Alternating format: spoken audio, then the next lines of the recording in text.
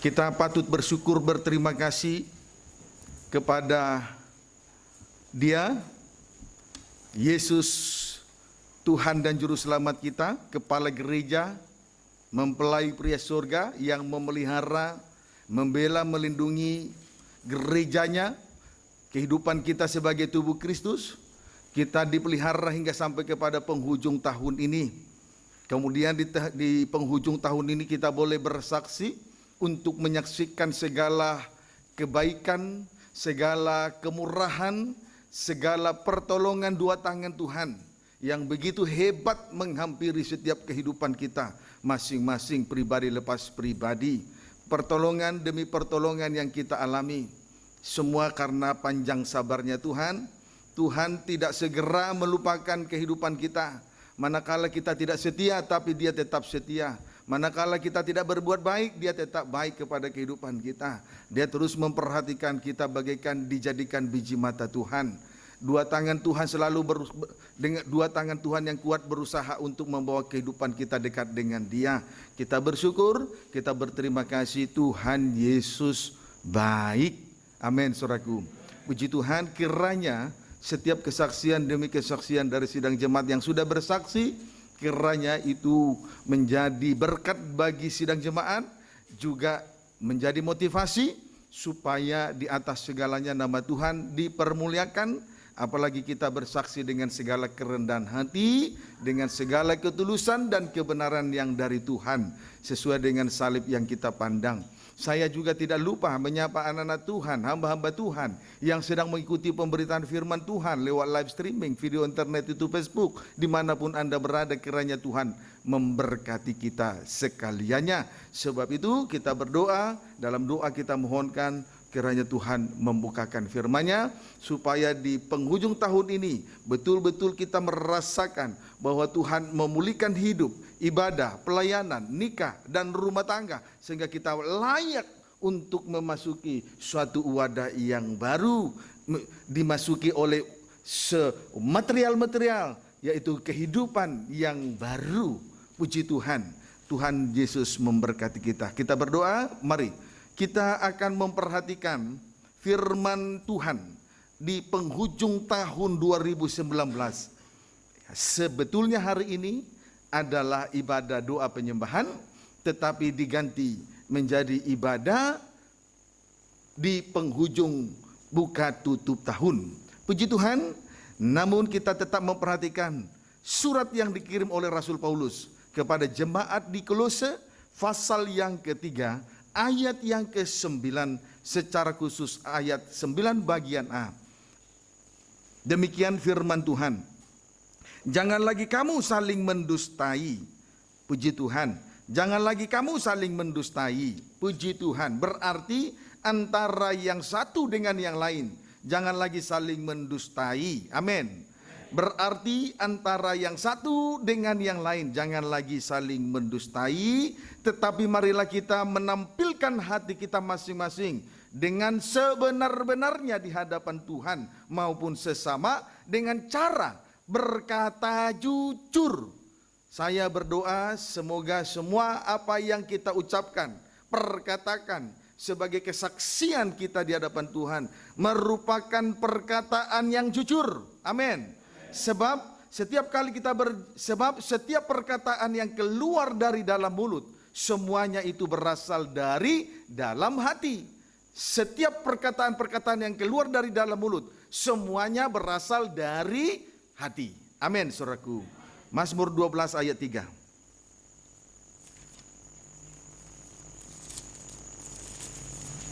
Mazmur 12 ayat 3. Demikian firman Tuhan. Mazmur 12 ayat 2-3, demikian firman Tuhan. Tolonglah kiranya Tuhan, sebab orang saleh telah habis, telah lenyap orang-orang yang setia dari antara anak-anak manusia. Mereka berkata dusta, yang seorang kepada yang lain.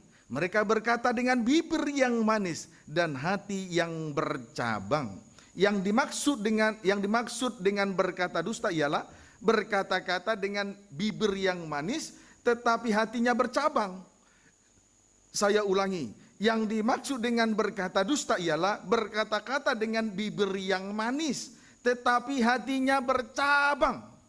Dengan lain kata, hatinya tidak seindah, hatinya tidak semanis perkataan-perkataan yang keluar dari mulutnya. Itu yang disebut berkata dusta. Jadi berkata dusta itu perkataannya manis, tapi hatinya bercabang. Puji Tuhan, hatinya bercabang, itu yang disebut berkata dusta. Amin, saudaraku. Lanjut, korban dari perkataan dusta. Korban dari dusta atau perkataan dusta. Korban dari perkataan dusta, satu, orang saleh telah habis. Orang saleh telah habis. Hati-hati kalau seseorang berkata dusta, korbannya orang saleh. Puji Tuhan, ada banyak orang rindu untuk menjadi suatu kehidupan yang saleh, tetapi di tengah jalan berhenti, hanya tersandung, hanya karena perkataan dusta dari si A, si B, si C dan lain sebagainya. Amin, saudaraku. Kemudian dua, orang-orang yang setia lenyap. Orang-orang yang setia lenyap. Puji Tuhan. Saudara, oleh karena perkataan dusta juga, bisa saja orang yang setia menjadi tidak setia. Puji Tuhan. Haleluya.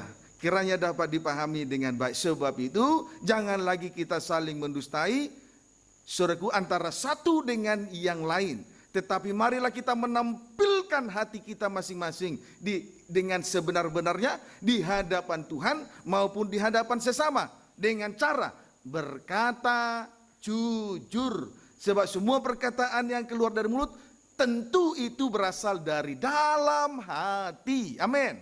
Puji Tuhan. Supaya jangan orang saleh dan orang yang setia menjadi korban nanti ya. Amin, saudaraku. Puji Tuhan. Haleluya. Contoh perkataan dusta. Contoh perkataan dusta. Wahyu 13. Contoh perkataan dusta.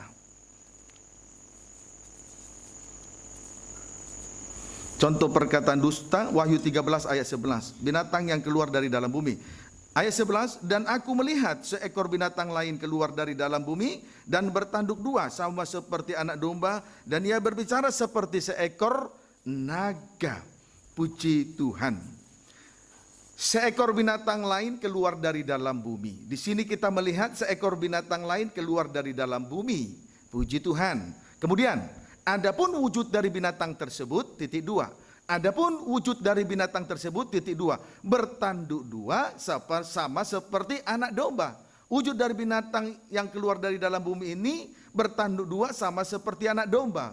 Wujud ini jelas menunjuk kepada seorang hamba Tuhan. Amin, saudaraku. Binatang yang keluar dari dalam bumi.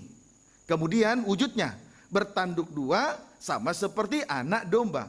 Wujud ini jelas menunjuk kepada seorang hamba Tuhan atau pelayan Tuhan yang senantiasa mengadakan pelayanan serta membawa korban dan persembahan. Itu wujudnya.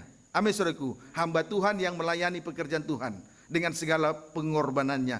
Tetapi yang membuat kita menjadi bingung, tercengang sekaligus terheran-heran dan tercengang ialah, saudara perhatikan ya, tetapi yang membuat kita menjadi bingung sekaligus terheran-heran tercengang-cengang ialah apabila ia berbicara seperti seekor naga. Itu yang membuat kita heran. Tadi wujudnya hamba Tuhan bertanduk dua, berarti anak domba disembelih. Melayani pekerjaan Tuhan dengan pengorbanannya. Sudah bagus wujudnya. Tetapi kalau dia berbicara persis seperti seekor naga,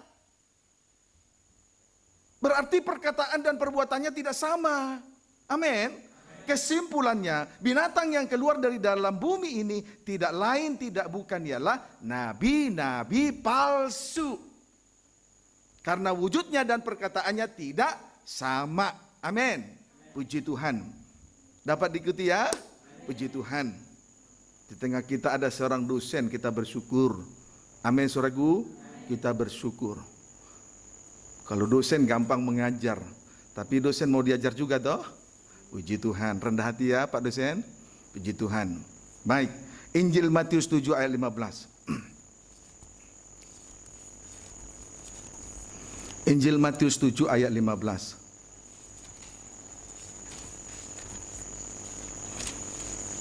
Injil Matius 7 ayat 15. Demikian firman Tuhan. hal pengajaran sesat. Waspadalah terhadap nabi-nabi palsu yang datang kepadamu dengan menyamar seperti domba, tetapi sesungguhnya mereka adalah serigala yang buas. Puji Tuhan. Sesungguhnya nabi-nabi palsu adalah serigala yang buas. Tetapi di tengah-tengah ibadah pelayanan, mereka datang dan menyamar seperti anak domba bertanduk dua. Amin, saudaraku. Yang pasti kalau nabi-nabi palsu berbicara persis seperti seekor naga penuh dengan perkataan palsu. Kiranya dapat dipahami dengan baik. Sekarang kita lihat korban dari nabi-nabi palsu atau pendusta-pendusta. Puji Tuhan, tadi sudah kita lihat korban itu di dalam Mazmur pasal 12 ayat 2-3. Orang setia dan orang saleh lenyap. Amin. Juga terdapat korban dari nabi-nabi palsu atau pendusta-pendusta. Lebih jauh kita lihat pendusta-pendusta itu adalah nabi-nabi palsu. Korbannya 1 Timotius 4. 1 Timotius 4 ayat 1 sampai dengan ayat 2. Judulnya tugas Timotius dalam menghadapi pengajar sesat. Ayat 1 sampai 2. Tetapi roh dengan tegas mengatakan bahwa di waktu-waktu kemudian ada orang yang akan murtad lalu mengikuti roh-roh penyesat dan ajaran setan-setan oleh tipu daya pendusta-pendusta yang hati nuraninya memakai cap mereka. Puji Tuhan. Di waktu-waktu kemudian di sini dikatakan ada orang yang akan murtad lalu mengikuti roh-roh penyesat dan ajaran setan-setan. Mereka itu adalah korban dari tipu daya pendusta-pendusta yang hati nuraninya memakai cap mereka. Puji Tuhan. Jadi orang yang murtad itu adalah korban dari pendusta-pendusta. Itulah nabi-nabi palsu. Amin, saudaraku. Orang yang murtad berarti mengundurkan diri dari tengah-tengah ibadah dan pelayanan. Sehingga mengikuti ajaran, mengikuti roh-roh penyesat dan ajaran setan-setan. Puji Tuhan, oleh tipu daya pendusta-pendusta atau nabi-nabi palsu melayani tetapi hati nuraninya memakai cap mereka. Nabi-nabi palsu melayani Tuhan tetapi melayani Tuhan tetapi hati nuraninya memakai cap mereka. Saudaraku, kalau melayani Tuhan tetapi hati nuraninya memakai cap mereka, orang seperti ini susah diluruskan. Sama seperti badan atau daging yang diselar oleh, perhatikan ke sini dulu. Sama seperti besi panas, setelah dipanaskan baru dicap, diselar dengan besi panas. Setelah diselar dia terbentuk. Nah, susah sekali diluruskan, susah sekali dihapuskan. Banyak orang sudah salah tapi susah diluruskan. Mengapa? Karena pendusta-pendusta ini, hamba-hamba nabi-nabi palsu ini melayani dengan hati nurani memakai cap mereka. Puji Tuhan. Sehingga korbannya banyak di hari-hari kemudian. Korbannya itu murtad, mundur dari ibadah, mundur dari pelayanan. Setelah mundur, barulah mereka mengikuti roh-roh penyesat dan ajaran-ajaran setan. Itulah orang yang setia dan orang saleh tadi. Di dalam Mazmur 12 ayat 2-3. Amin, saudaraku. Puji Tuhan. Efesus 4 ayat 14. Lebih konkret kita akan melihat orang-orang yang menjadi korban dari nabi-nabi palsu ini. Kita bisa lihat Efesus pasal yang keempat. Efesus pasal yang keempat. Ayat 14. Puji Tuhan. Haleluya. Nanti mahasiswa jadi hamba Tuhan, toh? Tulis rapi. Mahasiswi jadi ibu pendeta, toh? Tulis rapi. Kasih, ini loh Pak firmannya. Gitu ya? Amin. Puji Tuhan, enak loh jadi gembala, jadi ibu gembala. Puji Tuhan, biar 1, 2, 3 jemaat enak dipelihara Tuhan. Haleluya. Puji Tuhan. Haleluya. Begitu ya? Puji Tuhan. Haleluya. Puji Tuhan. Baik. Efesus 4 ayat 14. Sehingga kita bukan lagi anak-anak yang diombang-ambingkan oleh rupa-rupa angin pengajaran, oleh permainan palsu manusia dalam kelicikan mereka yang menyesatkan. Puji Tuhan, lihat, kanak-kanak rohani, kerohanian yang masih kanak-kanak menjadi korban daripada nabi-nabi palsu, yaitu pendusta-pendusta dengan ajaran palsu mereka. Jadi nabi-nabi palsu itu melayani tetapi dengan hati nurani, dengan memakai cap mereka. Korbannya adalah kanak-kanak rohani. Puji Tuhan. Kanak-kanak rohani mudah sekali diombang-ambingkan oleh angin-angin pengajaran palsu. Kiranya dapat dipahami dengan baik. Amin saudaraku. Puji Tuhan. Haleluya. Kolose pasal 2 ayat 8. Beda dengan satu kehidupan rohani yang sudah dewasa.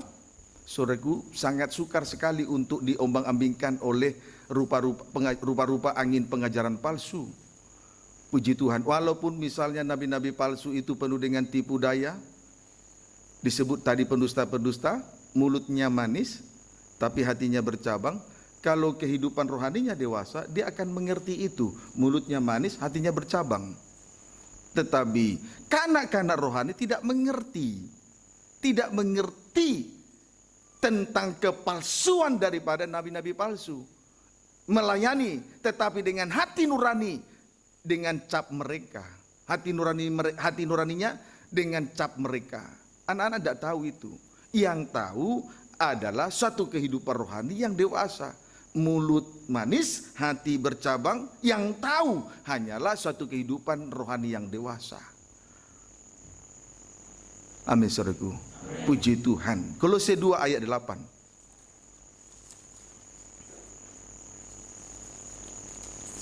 Kolose 2 ayat 8. Hati-hatilah supaya jangan ada yang menawan kamu dengan filsafatnya yang kosong dan palsu, menurut ajaran turun-temurun dan roh-roh dunia, tetapi tidak menurut Kristus.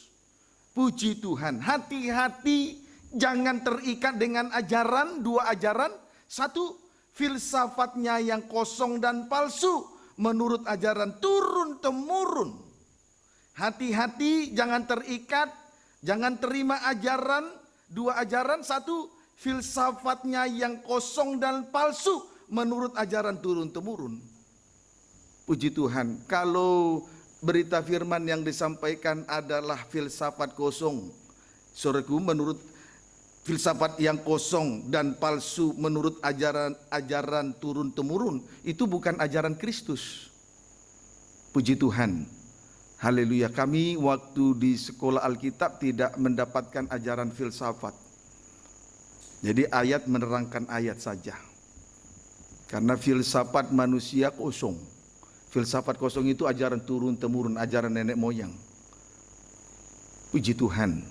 Haleluya. So itu kita hindari ajaran yang disertai dengan adat istiadat. Kiranya dapat dipahami dengan baik. Amin saudaraku. Puji Tuhan. Jadi filsafat yang kosong dan palsu menurut ajaran turun-temurun sama dengan firman yang ditambahkan. Sama dengan firman yang ditambahkan. Tidak murni. Karena sudah ditambahkan dengan filsafat yang kosong. Amin. Puji Tuhan. Jadi filsafat yang kosong dan palsu menurut ajaran turun-temurun sama dengan firman yang ditambahkan. Dua, roh-roh dunia. Jadi hati-hati jangan terikat dengan ajaran. Satu, filsafat kosong. Dua, roh-roh dunia. Ajaran ini jelas kaitannya dengan perkara-perkara lahiriah. Ajaran yang menekankan hanya soal berkat-berkat secara jasmani, atau menekankan hanya soal mukjizat-mukjizat atau tanda-tanda heran, itu roh-roh dunia. Sama dengan firman yang dikurangkan. Pengajaran salib diganti sama dengan firman yang dikurangkan. Amin saudaraku. Jadi roh-roh dunia, ajaran ini jelas dua tadi, roh-roh dunia, ajaran ini jelas kaitannya dengan perkara-perkara lahiriah, atau ajaran yang menekankan hanya soal berkat-berkat secara jasmani, atau menekankan hanya soal mukjizat-mukjizat atau tanda-tanda heran semata, sama dengan firman yang dikurangkan.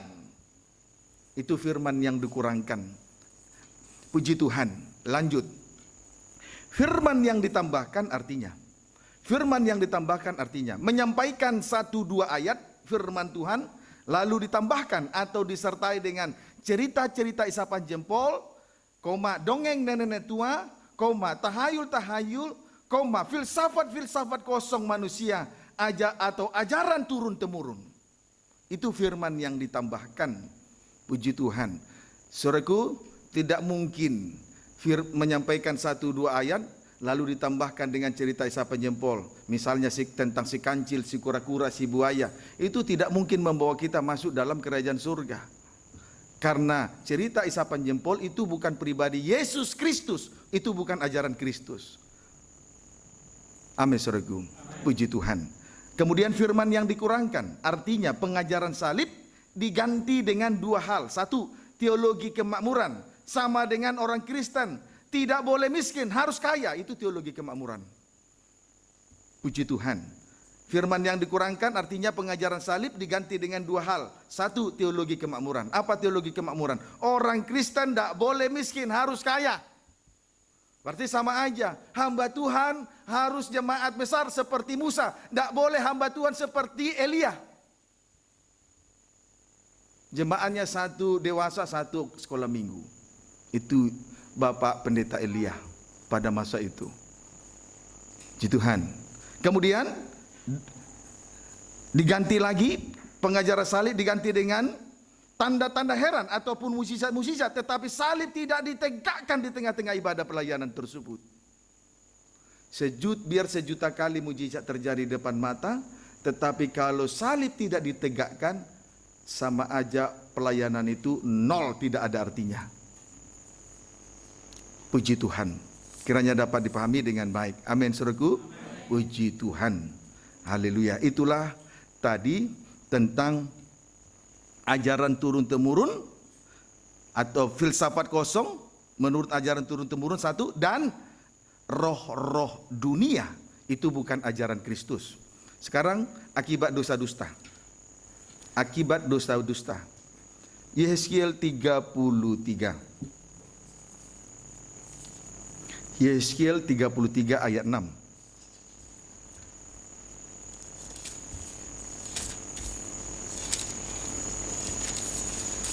Yehezkiel 33 ayat 6.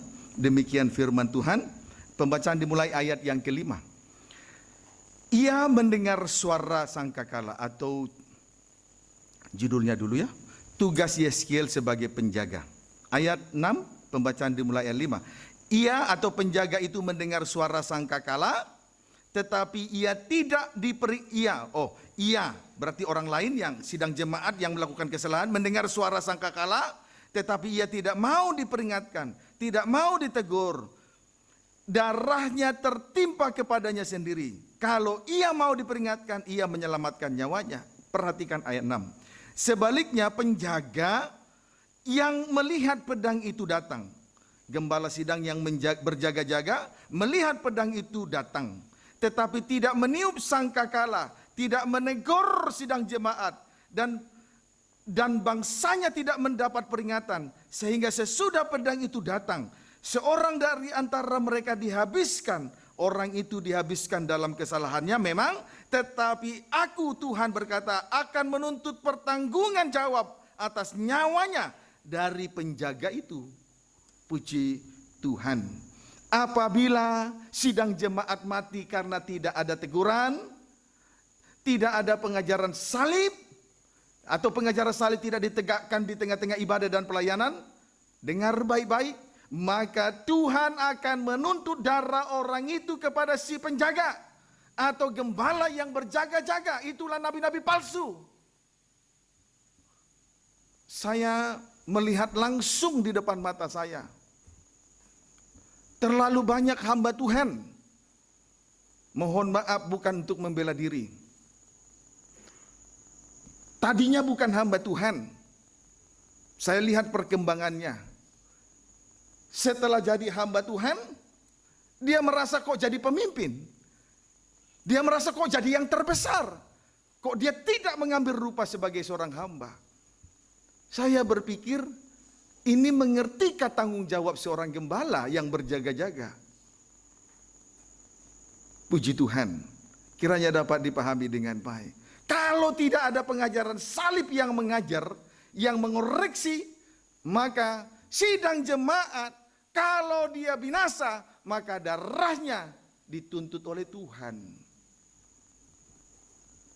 Terkadang kita ini merasa benar, tidak palsu, tidak dusta, tapi menurut pengertian sendiri. Maka kita belajar untuk kembali belajar menurut ukuran firman Tuhan. Amin. Puji Tuhan. Lebih jauh tentang upah bagi pendusta-pendusta. Wahyu 22. Ya, tadi Tuhan menuntut darah dari orang yang binasa tadi. Amin, saudaraku. Sekarang lebih jauh, Wahyu 22 ayat 18. Wahyu 22 ayat 18, 19.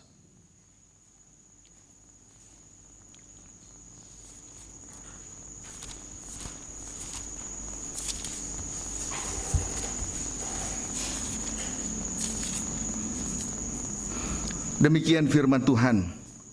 Penutup. Aku bersaksi kepada setiap orang yang mendengar perkataan-perkataan nubuat dari kitab ini, jika seorang menambahkan sesuatu kepada perkataan-perkataan ini, maka Allah akan menambahkan kepadanya malapetaka-malapetaka yang tertulis di dalam kitab ini. 19. Dan jikalau seorang mengurangkan sesuatu dari perkataan-perkataan dari kitab nubuat ini, maka Allah akan mengambil bagiannya dari pohon kehidupan dan dari kota kudus seperti yang tertulis di dalam kitab ini. Puji Tuhan. Saudaraku, akibat dosa dusta menambahkan firman Allah. Akibat dosa dusta menambahkan firman Allah. Allah akan menambahkan kepadanya malapetaka-malapetaka yang tertulis di dalam kitab Wahyu pasal 16, yaitu 7 cawan murka Allah. Puji Tuhan, nanti diperiksa di rumah masing-masing. Tidak ada kesempatan untuk kita periksa malam ini. Amin, saudaraku. Puji Tuhan. Akibat dosa dusta, yaitu dosa dusta menambahkan firman Allah, Allah akan menambahkan kepada nabi-nabi palsu itu malapetaka-malapetaka yang tertulis dalam kitab Wahyu, secara khusus Wahyu 16, yaitu 7 cawan murka Allah. Penghukuman yang terakhir.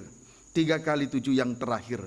Puji Tuhan. Sekarang akibat dosa dusta mengurangkan firman Tuhan ialah, akibat dosa dusta mengurangkan firman Tuhan ialah, Allah akan mengambil bagiannya dari 1.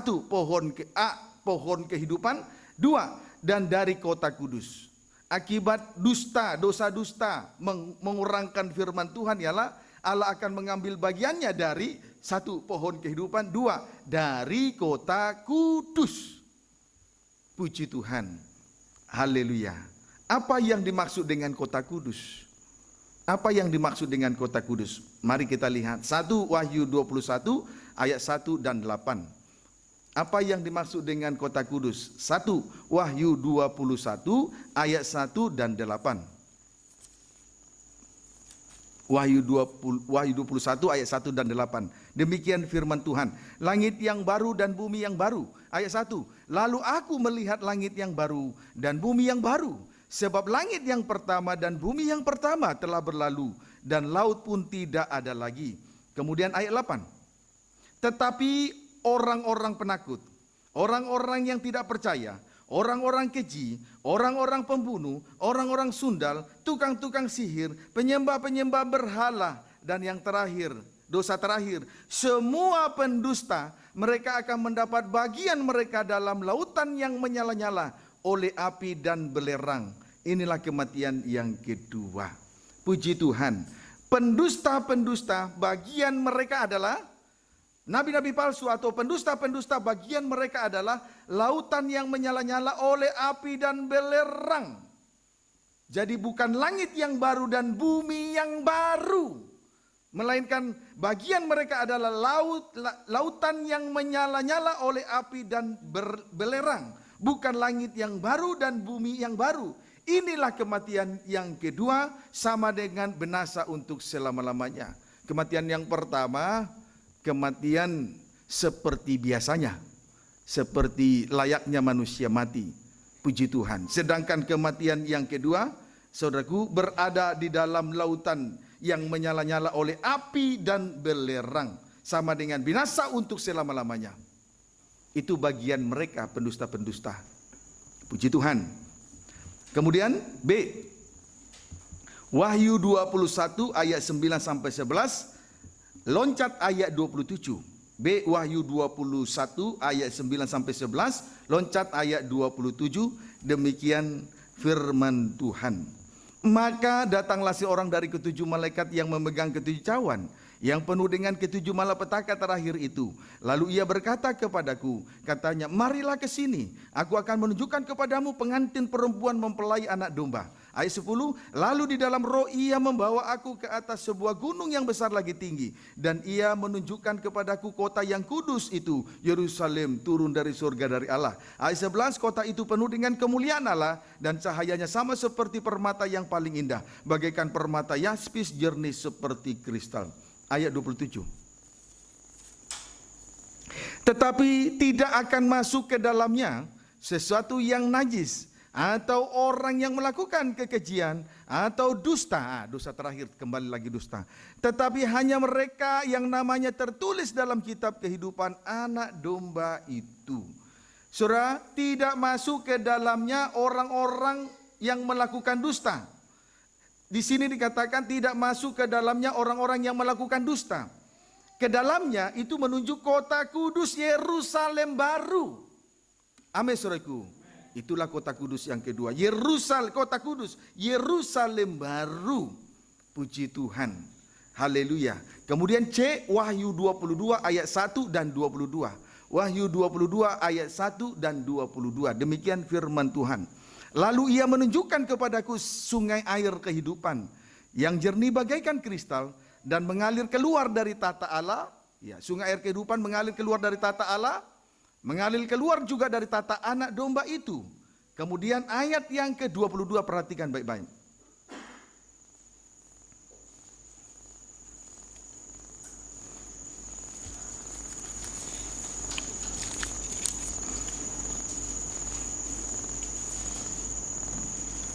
Ayat 15 maksud saya ya. Ya, ayat 15, Wahyu 22 ayat 1 dan 15. Demikian firman Tuhan ayat 15, tetapi anjing-anjing dan tukang-tukang sihir, orang-orang sundal, orang-orang pembunuh, penyembah-penyembah berhala, dan setiap orang yang mencintai dusta, dosa terakhir, dan setiap orang yang mencintai dusta dan yang melakukannya tinggal di luar. Puji Tuhan. Setiap orang yang mencintai dusta dan melakukannya tinggal di luar. Di luar mana? Tata Allah dan tata anak domba. Amin, saudaraku. Di luar. Ya, tinggal di luar. Tinggal di luar itu sudah jelas menunjuk kepada tata Allah dan tata anak domba. Itu tadi ayat 1. Kesimpulannya, kota kudus adalah A, langit yang baru dan bumi yang baru. B, kota kudus Yerusalem baru. C, tata Allah dan tata anak domba. Selanjutnya, mengapa dilarang untuk saling mendustai? Puji Tuhan, tadi setiap orang yang mengurangkan firman Tuhan, maka Tuhan akan mengambil bagiannya dari pohon kehidupan dan kota kudus. Dan kita sudah melihat buktinya itu tadi, yaitu 1 Wahyu 21 ayat 1 dan 8, 2 Wahyu 21 ayat 9 sampai 11 dan 27, 3 Wahyu 22 ayat 1 dan 22. Amin. Sekarang mengapa dilarang untuk saling mendustai? Kolose 3 ayat 9 bagian B. Kita kembali memperhatikan Kolose pasal 3 ayat 9 bagian B. Tadi bagian A, jangan lagi kamu saling mendustai. Bagian B, karena kamu telah menanggalkan manusia lama serta kelakuannya. Bagian B, karena kamu telah menanggalkan manusia lama serta kelakuannya. Puji Tuhan. Ini alasan untuk dilarang lagi saling mendustai. Karena kita telah menanggalkan manusia lama serta kelakuannya. Puji Tuhan. Orang yang menanggalkan manusia lama serta kelakuannya di sepanjang 2019 ini menunjukkan bahwa dia menghargai korban Kristus. Mezbah korban bakaran itu menunjuk pertobatan. Kemudian itu A. B menunjukkan bahwa dia sudah satu di dalam pengalaman Yesus Kristus dalam tanda kematian dan kebangkitannya. Sebab kolam pembasuhan tembaga menuju baptisan air, arti rohaninya mati dan bangkit bersama Kristus. Amin, saudaraku. Sampai lahirnya menjadi suatu kehidupan yang lahir baru. Kita sudah mengenakan, kita telah menanggalkan manusia lama serta kelakuannya. Oleh kematian dan kebangkitan Yesus Kristus. Itu alasannya sehingga kita tidak boleh lagi saling mendustai satu dengan yang lain. Imam-imam yang telah menanggalkan manusia lama serta kelakuannya, jangan lagi saling mendustai. Pelayan-pelayan Tuhan, jangan lagi saling mendustai. Amin, saudaraku. Jangan lagi saling mendustai. Jadi satu dengan yang lain tidak boleh lagi saling mendustai. Tetapi mari kita menampilkan hati kita yang sebenar-benarnya di hadapan Tuhan dan sesama. Dengan cara berkata jujur. Sebab semua perkataan yang keluar dari dalam mulut berasal dari dalam hati. Jadi seorang imam tidak boleh sembarangan berbicara. Puji Tuhan, kiranya dapat dipahami dengan baik. Efesus 4 ayat 22 sampai 23. Tadi karena kita telah menanggalkan manusia lama serta kelakuannya. Mari kita lihat kelakuan manusia lama. Efesus 4 ayat 22 sampai 23. Efesus 4 ayat 22 sampai dengan ayat 23.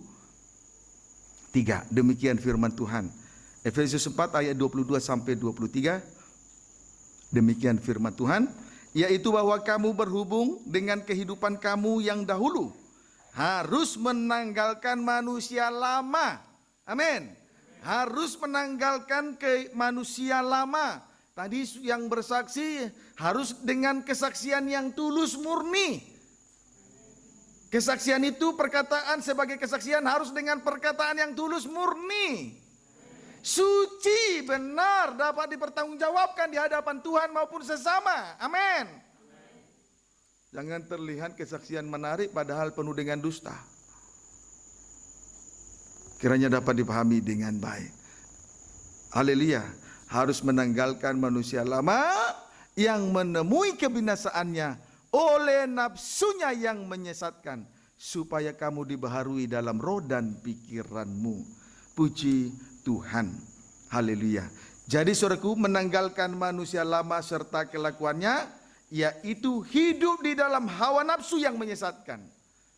Puji Tuhan. Menanggalkan manusia lama serta kelakuannya. Apa manusia lama dan kelakuannya? Yaitu hidup di dalam hawa nafsu yang menyesatkan. Puji Tuhan. Inilah yang ditanggalkan. Inilah pakaian lama yang ditanggalkan. Hidup di dalam hawa nafsu yang menyesatkan.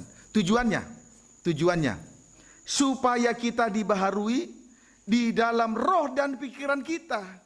Ayat 23 tadi tujuannya supaya kita dibaharui di dalam roh dan pikiran kita, sama dengan pembaharuan manusia batinia. Supaya kita dibaharui dalam roh dan pikiran. Roh dan pikiran berarti mengalami pembaharuan manusia batinia. Jadi bukan saja tubuhnya yang terlihat menarik, tetapi roh dan pikiran yang tidak terlihat, itulah manusia batinia.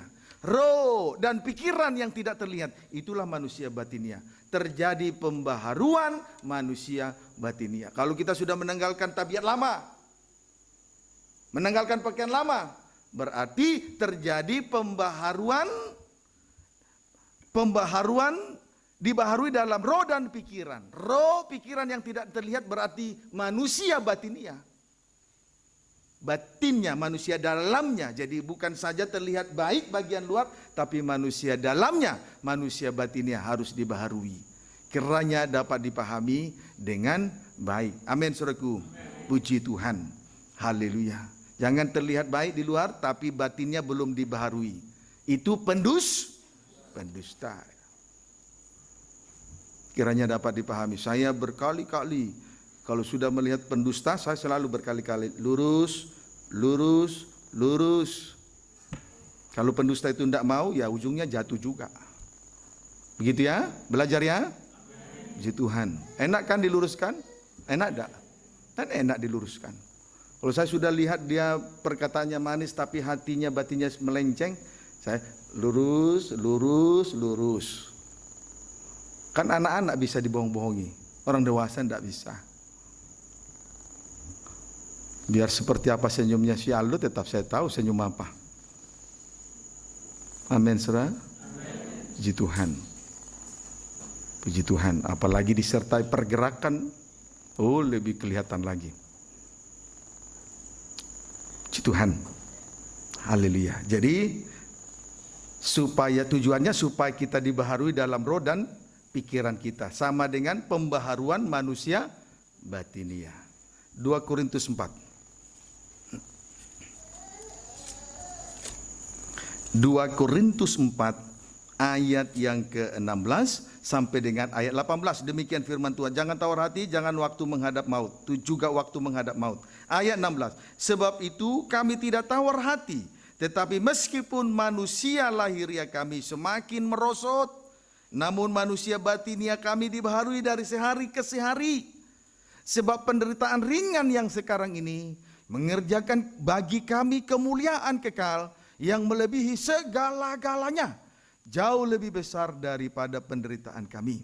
Sebab kami tidak memperhatikan yang kelihatan, melainkan yang tak kelihatan. Karena yang kelihatan adalah sementara, sedangkan yang tak kelihatan adalah kekal.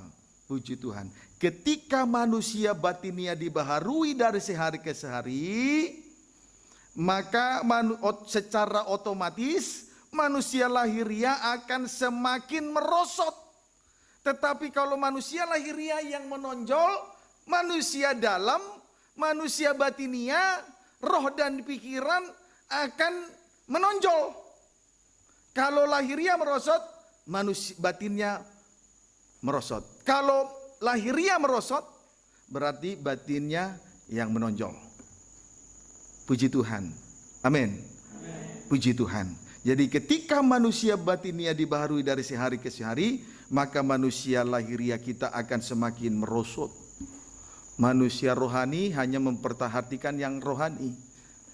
Manusia lahiriah hanya memperhatikan yang lahiriah. Amin, saudaraku. Puji Tuhan. Haleluya. Kiranya dapat dipahami dengan baik. Tanda yang terlihat, tanda yang nyata atau yang terlihat apabila sudah terjadi pembaharuan manusia batinia. Tanda yang terlihat apabila sudah terjadi pembaharuan manusia batinia. Enak ya? Bagaimana, seperti dosen juga ya? Gak apa-apalah. Puji Tuhan. Maaf ya Pak dosen. Sama-sama dosen lah. Puji Tuhan. Kalau dosen mengajar, memberi mata kuliah dengan sistematis, enak, wah, semangat itu para mahasiswa, semangat itu para mahasiswi. Apalagi kalau dosennya itu baik, rendah hati. Amin, saudara. Puji Tuhan. Makanya saudara sidang jemaat juga semangat ini, saya lihat ini. Puji Tuhan. Amin, saudara. Puji Tuhan. Ya. Tanda yang nyata apabila terjadi pembaharuan manusia batinia ada 2 ya. 1, tidak tawar hati. Sama dengan kuat dan teguh hati. Ya, sama dengan kuat dan teguh hati. Tidak takut, tidak khawatir masa depan. Banyak kali orang Kristen tawar hati manakala sudah menghadapi ujian yang tidak ujian yang bertubi-tubi. Ujian 1 belum selesai, muncul lagi ujian yang kedua. Ujian yang kedua belum selesai, muncul lagi ujian ketiga. Seperti kesaksian tadi, si Timo. Tuhan dipersalahkan, muak kepada teguran, muak kepada hamba Tuhan. Padahal yang salah kita salahkan Tuhan tapi tidak mau koreksi diri. Puji Tuhan. Tetapi di sini kalau sudah terjadi pembaharuan manusia batinia, ayo dibaharui semua. Tanda yang nyata tidak tawar hati, sama dengan kuat dan teguh hati. Tidak takut, tidak khawatir masa depan. Amin. Puji Tuhan. 2, tidak memperhatikan yang kelihatan, tetapi memperhatikan yang tidak kelihatan. Puji Tuhan. Tidak memperhatikan yang kelihatan, tetapi memperhatikan yang tidak kelihatan. Artinya memperhatikan perkara-perkara di atas, perkara-perkara rohani, yakni ibadah dan pelayanan dan segala kegiatan-kegiatan yang ada di dalamnya. Puji Tuhan. Sama dengan memiliki pandangan rohani. Kalau pandangannya ditujukan kepada yang tak kelihatan, itu sama dengan pandangan rohani. Ciri orang yang senantiasa memandang perkara di atas, perkara rohani, memandang yang tak kelihatan itu, kerajaan surga yang tak kelihatan itu oleh mata, cirinya rela menderita dengan penderitaan ringan yang sementara ini. Tabah, sabar. Hamba Tuhan, imam, pelayan Tuhan, mahasiswa-mahasiswi harus sabar, tabah untuk penderitaan yang ringan ini. Jangan bosan dengan teguran firman. Hanya firman yang dapat mengubahkan kita. Tidak ada seorang pun yang bisa berubah tanpa kekuasa firman. Seorang motivator, sekali waktu dia bisa memberi motivasi kepada orang lain, besok jatuh. Kenapa? Karena dia tidak punya kekuatan firman. Jadi jangan bosan dengan firman. Amin, saudara. Puji Tuhan. Haleluya. Kiranya dapat dipahami dengan baik. Contoh pandangan rohani. Rela mengorbankan yang jasmani untuk memperoleh yang rohani. Contoh pandangan rohani. Rela mengorbankan yang jasmani untuk memperoleh yang rohani. Puji Tuhan. Saudara, ada 2 anak kembar. Esau mengorbankan yang rohani, hak kesulungan, untuk yang jasmani, semangkok kacang merah. Sebaliknya Yakob rela mengorbankan yang jasmani untuk memperoleh yang rohani, yaitu hak kesulungan. Ibadah pelayanan ini adalah hak kesulungan. Ayo, ini contoh pandangan rohani. Rela mengorbankan yang jasmani untuk memperoleh yang rohani. Itulah Yakob. Berbeda dengan Esau. Puji Tuhan. Esau seorang yang pandai berburu daging, tinggal di padang. Kesukaannya hanya berburu daging. Kesempatan yang tersisa saat ini, kedatangan Tuhan sudah tidak lama lagi, tetapi kesempatan yang tersisa ini tinggal sedikit. Kesempatan yang sedikit ini manfaatkan dengan baik, supaya nanti kelak kita tidak ditolak. Sama seperti Esau. Ketika ia mencari berkat yang satu itu, ia ditolak. Mengapa? Karena tidak ada lagi kesempatan untuk bertobat. Sebaliknya, Yakub seorang yang tenang, tinggal di kemah. Orang yang tenang tinggal di kemah. Puji Tuhan. Haleluya. Kiranya dapat dipahami dengan baik. Kolose 3 ayat 9 sampai dengan ayat 10. Jangan bosan tinggal di kemah. Jangan bosan beribadah dan melayani pekerjaan Tuhan di kemah. Puji Tuhan. Sudah terlalu lama kita melayani tubuh ini, daging ini, manusia. Saatnya kita tinggal di kemah, layani Tuhan. Jadilah tenang, tidak pusing perkara lahiriah. Sama seperti Yakob. Yakob tidak pusing. Kalau saya tidak kerja, makan saya gimana? Tidak pusing. Tenang, tidak usah gusar. Tenang, tidak usah gelisah. Tinggal di kemah. Layani Tuhan dengan sungguh-sungguh. Kiranya dapat dipahami dengan baik. Kolose 3 ayat 9 sampai 10. Cari dahulu kerajaan surga dan kebenarannya, semuanya ditambahkan. Itu orang tenang.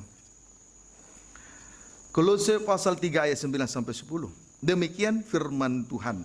Jangan lagi kamu saling mendustai, karena kamu telah menanggalkan manusia lama serta kelakuannya, dan telah mengenakan manusia baru yang terus-menerus dibaharui untuk memperoleh pengetahuan yang benar menurut gambar kaliknya. Puji Tuhan. Telah mengenakan manusia baru. Puji Tuhan. Setelah dibaharui, berarti tadi jangan lagi kamu saling mendustai. Mengapa? Karena kamu telah menanggalkan manusia lama serta kelakuannya.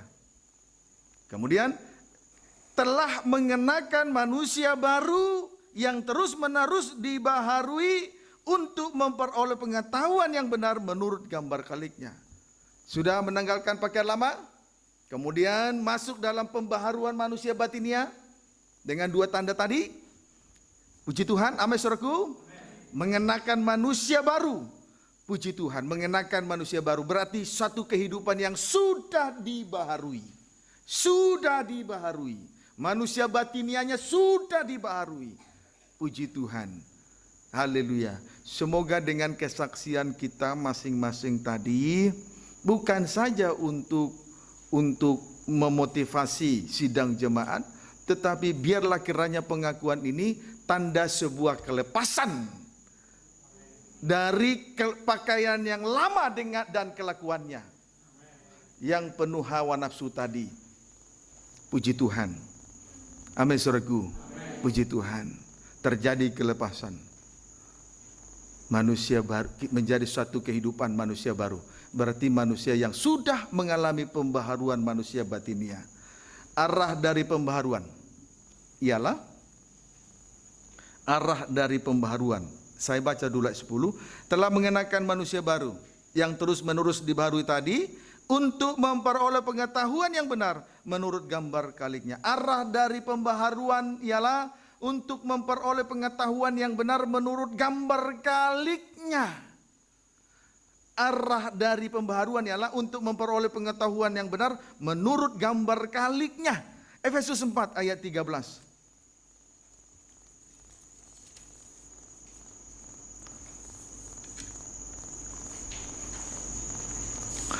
Sampai kita semua telah mencapai kesatuan iman dan pengetahuan yang benar tentang anak Allah, kedewasaan penuh dan tingkat pertumbuhan yang sesuai dengan kepenuhan Kristus.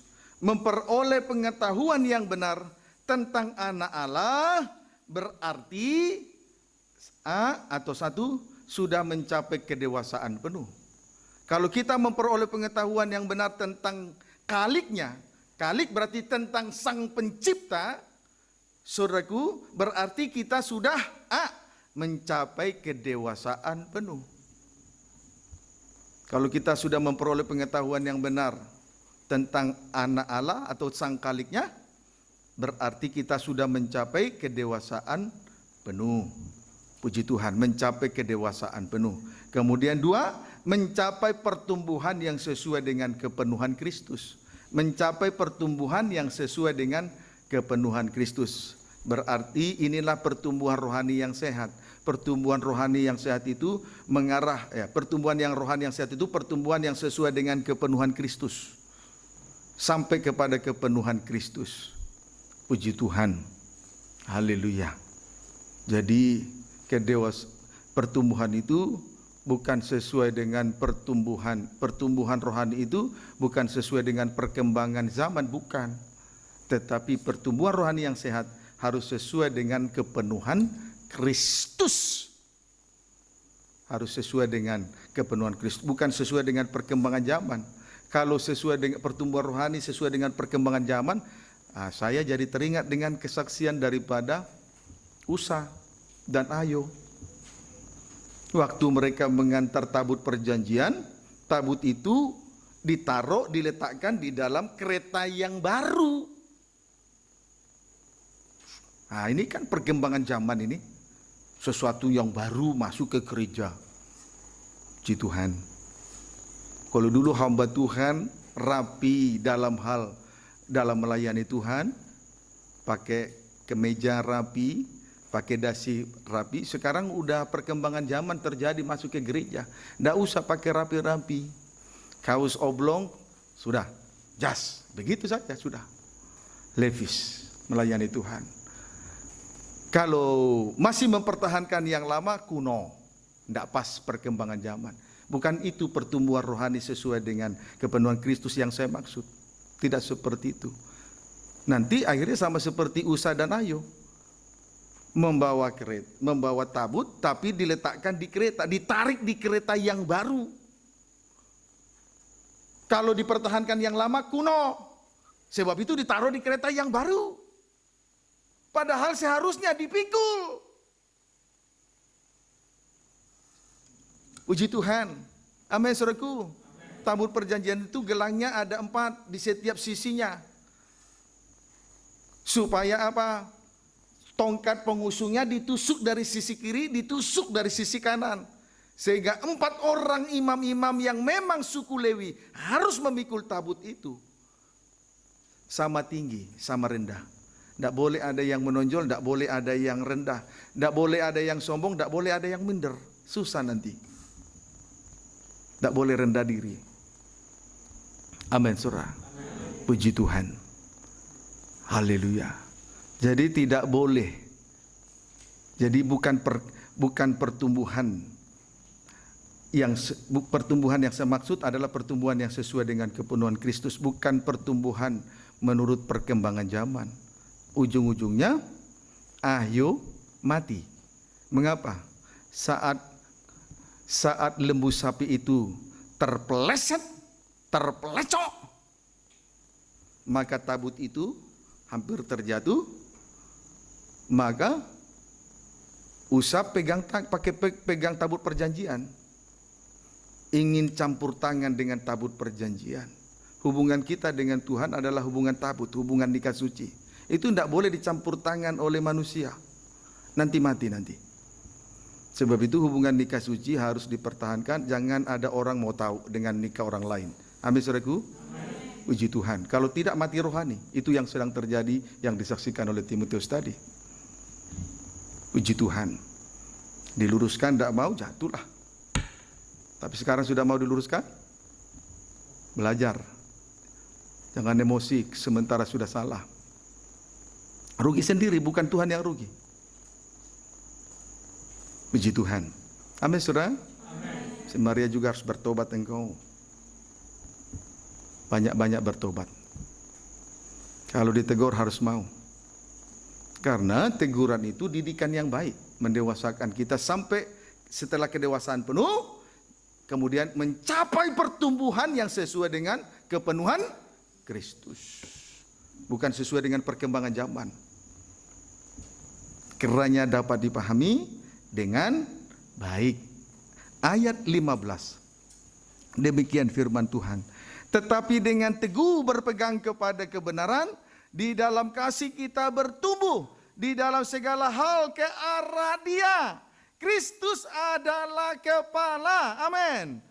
Puji Tuhan, dalam kasih kita bertumbuh. Ini pertumbuhan rohani yang sehat di dalam segala hal. Tapi ke arah Dia. Siapa? Kristus yang adalah kepala. Ini pertumbuhan rohani yang sehat. Arahnya kepada Kristus. Sebagai kepala gereja mempelai pria surga. Puji Tuhan. Kiranya dapat dipahami dengan baik. Haleluya. Puji Tuhan. Lalu pada ayat 15. Dan daripadanya lah seluruh tubuh. Anggota tubuh yang berbeda. Rapi tersusun dan diikat menjadi satu oleh pelayanannya.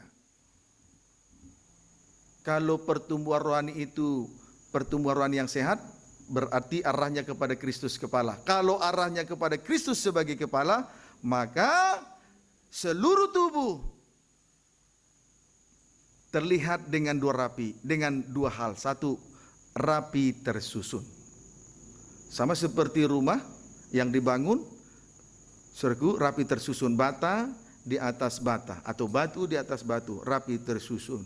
Demikian juga seorang hamba Tuhan, pelayan Tuhan yang sudah dibangun, pasti rapi tersusun. Perkataannya rapi tersusun. Solat tingkah, perbuatannya, perilakunya, tabiatnya juga rapi tersusun. Perbuatan, perkataan sama rapi tersusun. Melayani pekerjaan Tuhan rapi, melayani Tuhan rapi tersusun. Melayani pekerjaan Tuhan rapi tersusun. Sesuai dengan karunia-karunia, sesuai dengan jabatan-jabatan Roh Kudus yang dipercayakan oleh Tuhan, rapi tersusun. Duduk dengar firman, rapi tersusun. Dalam saudara bersaudara di dalam satu keluarga, masing-masing rapi tersusun.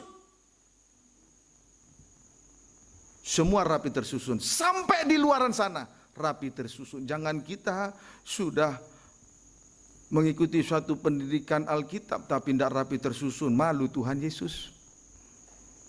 Masa perkataan sama seperti orang dunia? Malu Tuhan Yesus. Jangan kita sudah beribadah, jangan kita sudah melayani, tetapi perkataannya sama seperti perkataan orang dunia. Tabiatnya sama seperti tabiat dunia. Malu kita kepada Tuhan Yesus. Tuhan Yesus dipermalukan. Amin, saudaraku. Tetapi tentu saja saya bersyukur kepada Tuhan. Dari apa yang saudara saksikan tadi, itu memang saya lihat semua di depan mata saya. Itu semua terjadi, saya lihat betul. Puji Tuhan, dari yang tidak mengerti apa-apa, sehingga mengerti, ada mendapat suatu pengertian yang baik, yang benar, yang suci, yang mulia dari Tuhan, sehingga menjadi rapi tersusun. Puji Tuhan, kita bersyukur kepada Tuhan. Amin, saudara. Kita merasa waktu sebelum di dalam Tuhan kita merasa sudah paling benar, paling suci. Terus pakaian kita sudah paling rapi. Tapi setelah kita di dalam Tuhan semuanya dikoreksi, oh iya. Ternyata kita baru tahu yang benar, yang suci, yang rapi itu seperti apa. Ternyata semuanya itu harus sesuai dengan ukuran firman Tuhan. Bukan menurut pengertian dan ukuran manusiawi. Semuanya rapi tersusun. Amin. Puji Tuhan. Ini bersyukurlah kita kepada Tuhan. Itu jangan lagi saling mendustaya, merugikan sekali itu. Hidupnya palsu. Biar kiranya perkataan manis, tapi hatinya sama, manis. Sehingga nanti perkataan dan perbuatan sama di hadapan Tuhan maupun sesama. Ayo rapi tersusun. Kalau kita sudah biasa rapi tersusun di dalam ibadah, pelayanan, dalam pengembalaan ini, di luar sana, apapun kegiatan kita, rapi tersusun. Oh, dosenku selain rendah hati, baik, cakep, ternyata rapi tersusun, mengajarnya sistematis begitu. Haleluya, puji Tuhan. Ya, saya bangga juga kepada Tuhan. Ada beberapa di antara kita bekerja dalam satu perusahaan dan membawa harum nama Tuhan sampai akhirnya gereja kita dikenal. Oh, dari gereja itu ya. Jadi sudah terkenal baik, jangan dirusak. JPT Betania sudah terkenal baik-baik, jangan dirusak. Amin. Puji Tuhan. Malu keluarga besar GPT Betania, dari kepala sampai kaki malu. Puji Tuhan. Kiranya dapat dipahami dengan baik. Lalu dua, selain rapi tersusun, juga diikat menjadi satu oleh pelayanan semua bagiannya. Menjadi satu. Puji Tuhan, menjadi satu. Berarti sehati sepikir, seia sekata. Saling mengerti, saling menyelami, menjiwai, menyelami hati orang lain, menjiwai orang lain, mengerti kesusahan orang lain. Saya juga dituntut Tuhan dalam hal ini untuk terus mengerti orang lain. Maka sebetulnya saya juga sedang belajar terus untuk menyelami hati orang lain. Manakala sidang jemaat dalam keadaan apapun, itu sering kali saya pantau berasnya bagaimana, makannya gimana, sudah masak, sudah makan, sudah gimana. Sudah tua, tapi tetap saya perhatikan juga. Ternyata biar sudah tua juga harus diperhatikan memang. Karena satu dengan yang lain belum saling mengerti. Puji Tuhan. Ayo belajar untuk saling mengerti. Amin, saudaraku. Puji Tuhan. Kalau tangan kiri ini saya cubit, pasti ini merasa. Saling mengerti, saling menyamai, saling merasakan satu dengan yang lain. Seia, sekata, sehati, sepikir. Satu tujuan, satu visi, satu misi kita dalam pelayanan ini ya. Amin, saudaraku. Puji Tuhan. Kiranya dapat dipahami dengan baik. Puji Tuhan. Sefanya 3, ayat-ayat terakhir. Sefanya 3 ayat 17.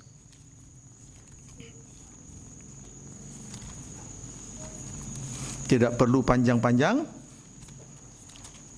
Biar kiranya kita betul-betul sudah mengalami pembaharuan.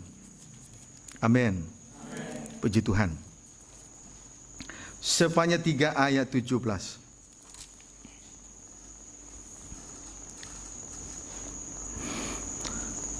Pembacaan ayat 16, pada hari itu akan dikatakan kepada Yerusalem, janganlah takut, hai Sion, janganlah tanganmu menjadi lemah lesu. 17, Tuhan Allahmu ada di antaramu sebagai pahlawan yang memberi kemenangan. Amin. Ia bergirang karena engkau dengan sukacita. Ia membaharui engkau dalam kasih-Nya. Ia bersorak-sorak karena engkau dengan sorak-sorai.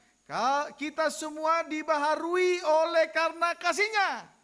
Dan ketika kita mengalami pembaharuan, Dia bersukacita, bersorak-sorai. Amin. Jangan takut. Jangan minder, jangan tawar hati, jangan letih lesu, jangan lemah lemu,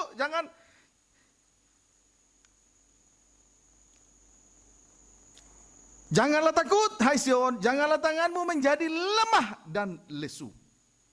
Puji Tuhan. Haleluya. Ini kehidupan yang sudah mengalami pembaharuan, dibaharui oleh kasih Allah. Dan ketika kita mengalami pembaharuan, disitulah ada sorak-sorai sukacita surgawi.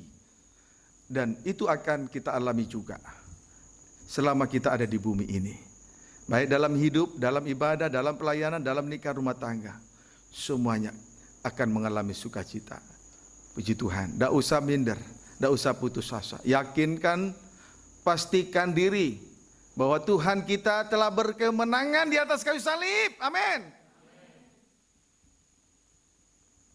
Karya Allah terbesar telah membaharui kehidupan kita. Kita dibaharui oleh kasih-Nya. Karya Allah terbesar, salib juta, telah membaharui kehidupan kita. Dia sudah berkemenangan. Puji Tuhan. Ayat terakhir, Efesus 4 ayat 25.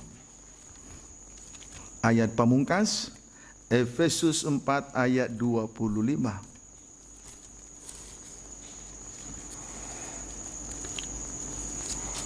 Efesus 4 ayat 25, demikian firman Tuhan.